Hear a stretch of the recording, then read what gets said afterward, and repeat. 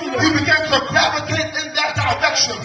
My mother used to tell me what always look good ain't good for you. And a lot of times, especially I'm talking to the young people now, we are deceived because we think things look good.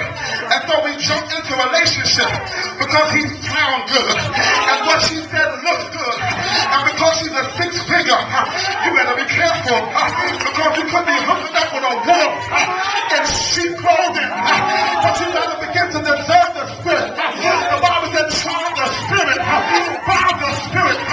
If she's not going to church, she's not for me. If she don't love God, she's not for me. If you cannot be submissive to God, you can't be submissive to me. And so Lot was deceived. Lot was deceived because of his eyes. And the Bible said that he picked a place based on his flesh. Now over in the book of Genesis, chapter 19. And you know the story very well. The Bible said that God was displeased with Sodom and Gomorrah. America, I've got news for you. Church, I've got news for you. God is displeased with the state of the church. And you better be careful. The Jamaicans used to say, it is a dangerous thing to fall into the hands of an angry God. Because when you fall into the hands of an angry God, you don't like what he wants to do, he will do. Hallelujah. And the Bible said that God began to become displeased with Sodom and Gomorrah. The Bible said that God sent angels to destroy the city. And when the angels came into the city, they went to Lot's house. And they said, listen, Lot, I'm getting ready to carry out the assignment of God. I'm getting ready to destroy the city. I'm getting ready to break this city down. Pastor Sam, let me backtrack for a minute. Because the Bible said that God told his plans to Abraham. God told Abraham, listen, Abraham, I'm tired of Sodom and Gomorrah. And I'm getting ready to destroy the city. Pastors, it is important for us to be in the faith of God so that God can speak to us to instruct the people. Because Abraham was in the position of God and he was in the presence of God. God was able to speak to him and say, Abraham, I'm getting ready to destroy Sodom and Gomorrah. Abraham became grieved in his spirit and said, God, I know that you're getting ready to destroy Sodom and Gomorrah. But if there be 50 righteous in the city, will you save the city? God said, well, because I'm a good and a just God, if there are 50 people living right, I will save the city. But he couldn't buy 50. So he went all the way down to 10. He said, there will be 10 living right in the city. When you save the city, and God said, if you can find 10, I will save the city.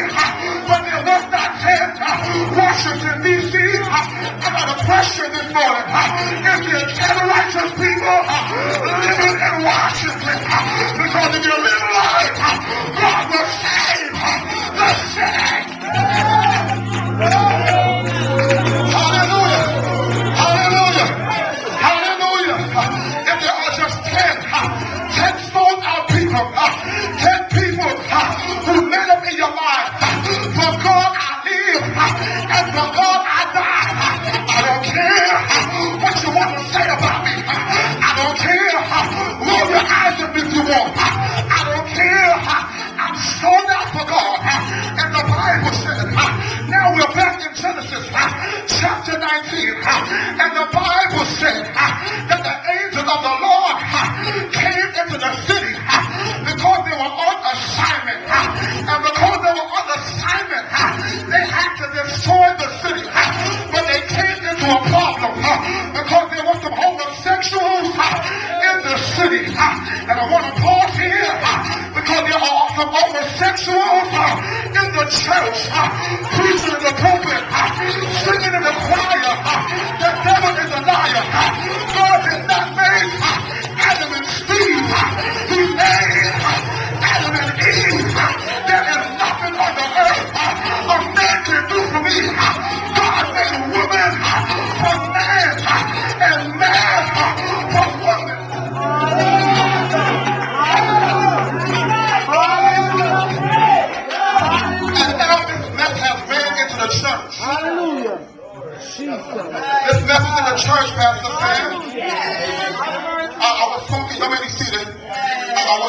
to Joanne, and she said to me, she said, Andre, Pastor Sam is very selective with who he allows to come in the pulpit. That's right.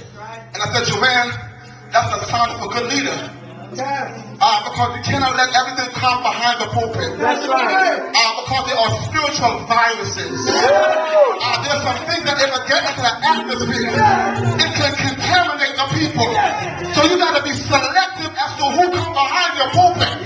Because not everybody that calls the name Jesus is saved. There are some enemies in the pulpit. Not everybody that's saying that they're your friends or really your friends. There are some people I like to call friendly enemies. They are frenemies.